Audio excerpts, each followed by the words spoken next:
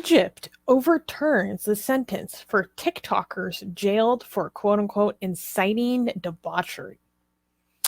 According to a state-run media, an Egyptian court overturned the sentences of two women who were previously convicted on charges of, quote, violating family values and inciting debauchery.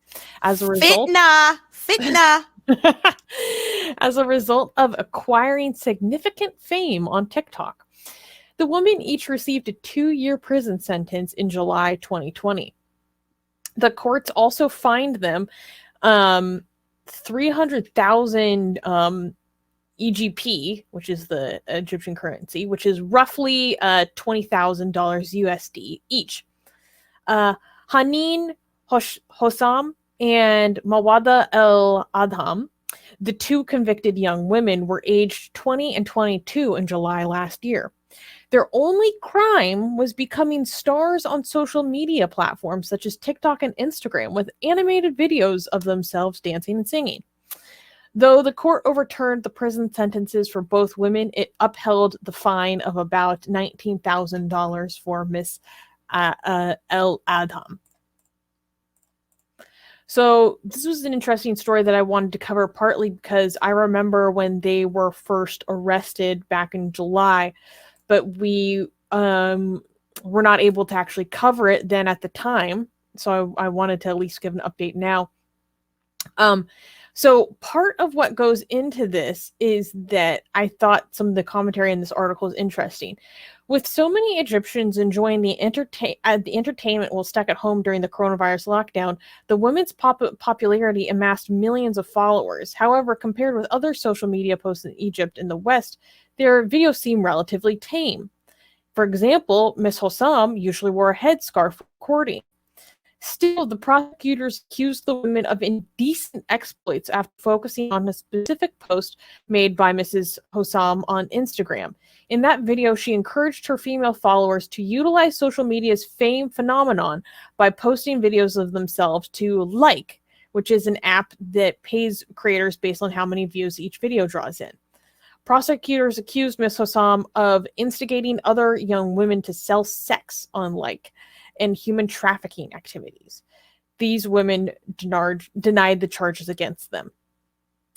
So a lot of this has to do with young women in the 21st century just doing what other young women around the world do.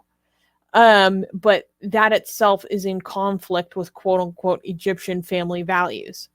And because they amassed a great following because of this, and they were like, hey girls, like, I'm not, like, you can do this too.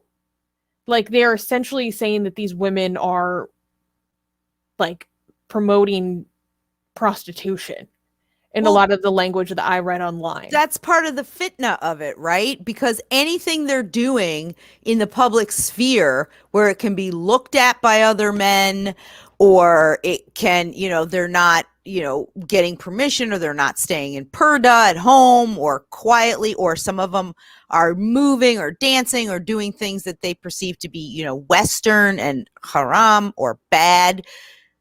All of that is boiled down to it has to be fornication, sex, you're naked if you're not wearing cover, so that's this whole subtext underneath all of that anything a woman does in the public sphere is in some way related to sexuality. It's all everything is between her legs for the entire nation and religion and culture. It's all held, on their behavior. And that's what they're saying. Just even doing it is bad. Yeah, so, I mean, it is obviously fantastic news that their sentence was overturned. It's unfortunate that one of these women still has to pay, like, $19,000 for just becoming a TikTok star, essentially. And this one girl, El Adhan, she is apparently suffering from pretty severe depression because of this and the like literal oppression that she's faced. And I feel like that's really, it's just so unfortunate that because these women are doing what like I could do so easily here in America, like they are subject to such intense moral scrutiny for just picking up on a social media trend. It's just like dancing. That's where I was going to go. It's not just that they're women that could do anywhere. This is what young women do and have done for time immemorial. They just couldn't put it on a video before. They get together, they laugh, they make jokes, they talk about, you know, each other, their friends. All of these things are natural human things that they have made a criminal act. It's like there's a prohibition on joy. Hey, that's another name for Islam. Oh, baby, you're catching on. It's true though. It's like that. That's part of what I think is what I find really sad about a lot of these stories about singing or dancing or, you know, going to the movies with your friend. Anything that is maybe just a joyful, not necessarily religious or political or anything. It's just joy. They're young people. They're trying to have fun and they're making it a sanctionable offense. Yeah. And I think Luke is saying moral is a very loose term in this contest. Well, it's funny you should say that because the lawyer for Mrs. El Adhan is saying the charges were very vaguely worded. Prison cannot be a solution even if some of her videos go against our social norms and traditions. So this also kind of falls into the category of blasphemy in a way, in terms of it is so vague in the way that these are worded.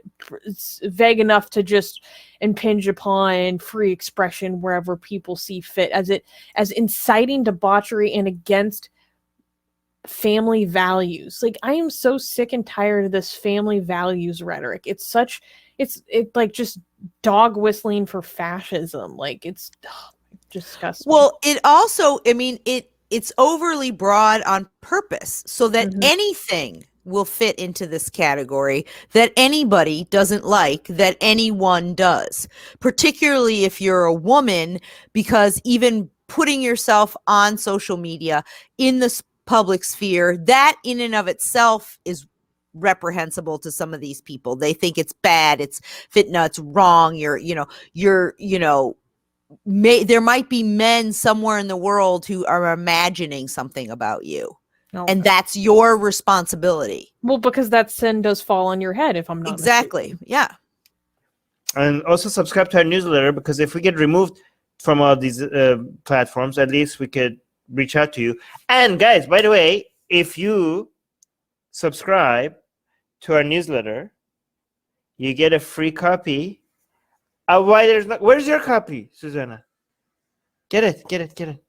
We're doing promotion. You get a free. It's not even promotion. It's free. Okay, so if you subscribe to our newsletter, link in the description, you get a free copy of Why There's No God. Come on, like, I'm handing it out for free. Okay, it's a bestseller on Amazon, and you get it for free. So subscribe to our newsletter, and you get a free copy of Why There's No God sent to you. Link in the description.